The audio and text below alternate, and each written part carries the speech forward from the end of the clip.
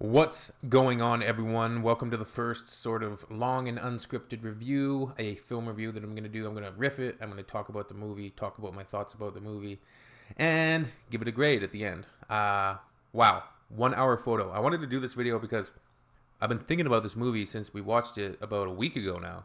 It's just stuck in my brain. It's a devastating film. It's really, really, like, once you figure out, or once you come to the realization of what's happened to this person, and just the entire story kind of encapsulates so much just the sad elements of society. And it's a scary movie. It's uncomfortable, it's unnerving. Robin Williams puts in such an incredible performance that you almost forget that it's him at times. And I think sometimes his dramatic roles got lost in the noise a little bit because he was such an amazing comedic actor and a dramatic actor. But Good Will Hunt, he had so many incredible dramatic roles, but he could also play a truly scary character. And it reminds me, I kind of need to rewatch or watch. I don't even. I think I've seen it before, but Insomnia, Christopher Nolan, one of Christopher Nolan's less, revered films, I guess you would say. And I know Robin Williams, I think he plays a serial killer in that one.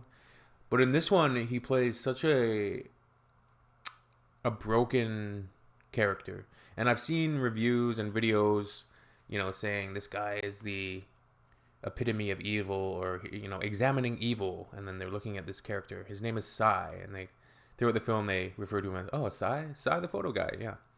And okay, let's just break down the plot a bit. So Robin Williams' character Sai, the photo guy, he works in a photo lab, a place that processes photography. They process film, film camera, like film camera stock, like they used to do, not digital, film.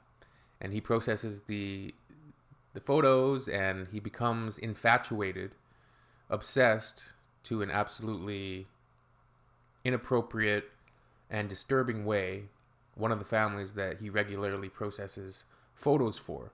And those are the Yorkins. The wife is Nina, the husband is Will, and they have a son, maybe 10 or 12 years old, something like that, named Jacob. Now, Sai develops extremely uncomfortable fantasies in his head, extremely unlikely fantasies in his head of him being, kind of the uncle to this family. And early on in the film, Nina drops off some film, and we see Sai doing the processing of the film, and he doesn't just process it, he prints out his own copies of the photos. He prints out his own copies, and he has a lens into these people's lives, and his infatuation has grown to a truly make-believe, disturbing level. And later in the film, so there'll be spoilers just right off the bat. That's why I think the film is so disturbing and fascinating at the same time. You figure out later in the film, or at least I did, that Sai is actually an extremely disturbed, broken, and most likely was abused, not just psychologically, but possibly sexually as a child. Specifically with photography. Like, there's scenes in the film that I think kind of painted out pretty obviously that his father, most likely, had him do poses or do like child pornography sort of thing with the camera. And that's the most disturbing part once you kind of figure that out, because there's a scene where he's being interrogated by the detective at the end, and he says no father would make their child pose for pictures in the most disgusting ways, and da da da. So I think it's pretty obvious. And when he actually snaps and attacks Will, the husband, because he discovers later on in the movie, he discovers that Will is having an affair. The marriage of Will and Nina is on the rocks. They're having a lot of difficulties together, keeping things together, and Jacob is suffering for it. And Cy, he goes and looks in another woman's film roll. I didn't quite understand how he knew that she was involved with Will, the husband, but he discovers that Will's having an affair, and he slips one of these photos of Will and this woman, this other woman. She's kissing him, and they're on a beach, and he's obviously having an affair. And he slips one of these photos into the envelope of the Yorkins, which Nina picks up, and they're driving home, and Jacob's looking through the photos, and oh, there's my dad kissing this other woman. Of course, Nina sees the photo. Cy's whole goal in this is to drive, because he's, I wouldn't say jealous, but he almost looks at the father and applies, he relates the father to his father, I believe. So the child in him hates Will Yorkin, and he puts his photo in there to hopefully break up their marriage, and then I don't know what his goals are after that. But he follows them home, and he watches them having dinner, and he says, what the fuck? What is wrong with these people? Like, you know, he's watching them on his camera. This is a great metaphor. And he says, what is wrong with these people? They're not, you know, she's not confronting the husband about this infidelity. Because people are complicated, and they don't always talk about things right away. They kind of will shuffle them under the rug for a while. The film also really is interesting to me and fascinating because it sits on the crux, almost like this fulcrum of time, where we were shifting from analog and film technology, and then only in a matter of years we were into digital photography. And then in the mid 2010s, early 2010s, pictures, and up until now, pictures have now become almost meaningless. They're innumerous, and it's like a digital overdose of photography, a digital overdose of photos. So nobody really cares anymore about photos. Instagram, like, people just scrolling, like, we're constantly looking at photos, but we also don't share the same reverence, or we don't apply the same amount of meaning to them as we used to when it was a physical print. As there's moments in the film where the family sits down, they got their prints back at home, and they're looking through they're looking through their photo prints.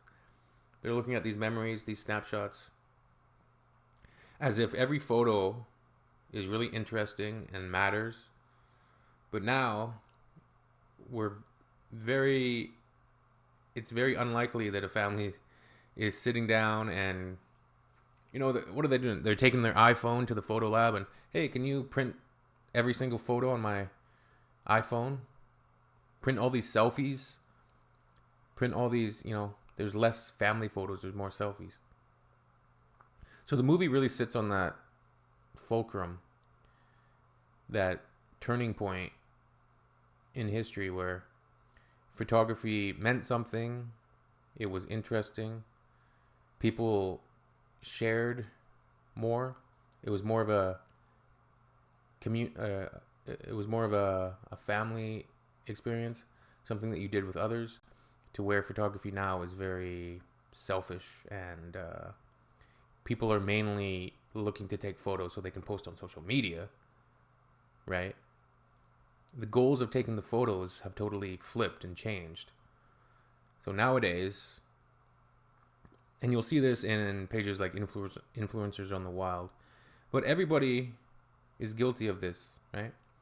People are more so interested in capturing photos that they can share on social media to get validation, to get likes, Not just from people they don't know, but also people they know, but really don't see that often anymore.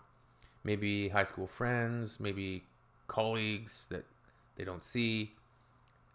And they more so want those people to see these moments than their own close family members. Whereas in the past, you would take family photos on these trips and you wouldn't be able to look at them right away.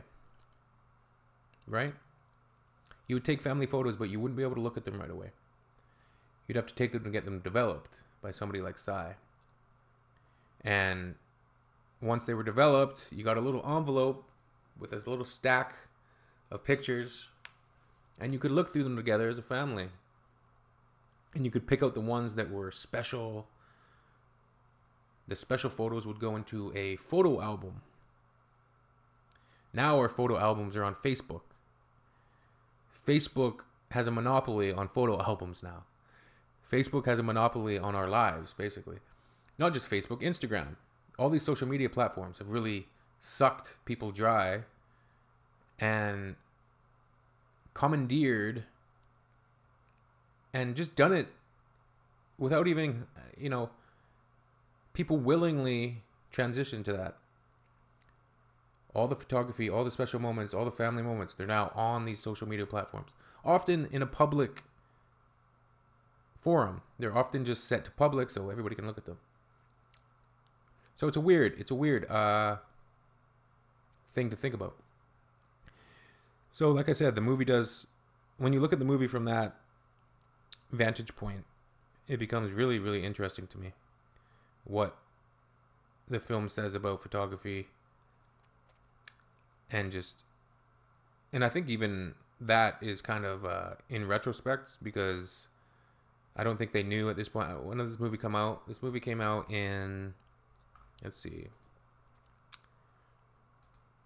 This movie came out in 2002.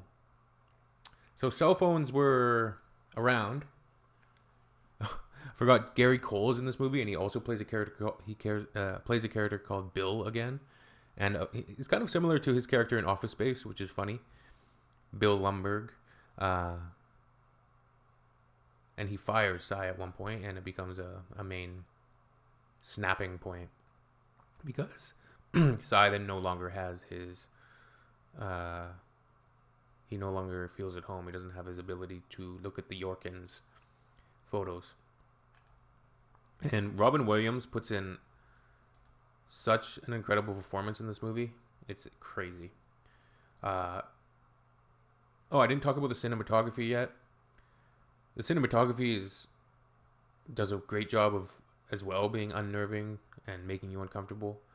The environment which Sai primarily resides is either at work or at home in the film.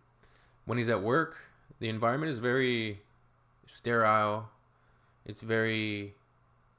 what would you call it? Yeah, it's kind of, there's no emotion to it. It's all blue and white and red. Everything is very orderly. Everything is very in its place and sanitary and kind of sanitized of emotion. It's all colorless. I mean, it's not colorless, but there's no life in his work environment. It's just it's like a department store. It's kind of like a superstore sort of thing. All whites and blues. His outfit, white and blue. The grocery store environment is just white and blue, sterile. Similar to a camera in his natural environment. It's all digitized. And his home environment is not much better. And you find out, and you see throughout the film, that his main source of being, his main source of even being alive at this point, is his obsession with this family. And he has a wall filled with photos of the Yorkins. And he fantasizes daily about being Uncle Sai. And he even goes to their house at points. So you get a lot of disturbing points. He takes photography and follows Jacob around. He sets up moments so he can happened to run into Nina at the grocery store and bring along a book that he had seen her reading at the photo lab, just so he can have one moment of her saying, "Wow, you're reading the same book as me." Your side taking a picture of himself, as he says it's a shame or bad luck not to take the last photo on the film roll. And then when he's finally caught at the end, the realization kind of comes to fruition that he's a disturbed individual. I wouldn't say he's even evil. I think you would never treat your children like animals. I think he was severely abused as a kid. He has no network of any family. He had no support services or was never connected with any support services. He talks to Jacob at one point in the movie, and he goes and sees him at his soccer field, unbeknownst to the parents. And he kind of mentions, like, I've been sick all my life. I've had mono and hepatitis and these different things, like, which could be an indication that he was abused sexually, whatever it might be. And it's just a super creepy movie. And look at this photo of Robin Williams. Looks like a real serial killer in that one. So just an excellent movie. I kind of lost all of the points that I was thinking about. But a truly extraordinary performance by Robin Williams. Worth a watch. And thought-provoking, disturbing. Like I said, he's being interviewed by the detective at the end after he's caught because he's followed Will and the woman that he's having an affair with. He follows them to the hotel where they're having their afternoon foray.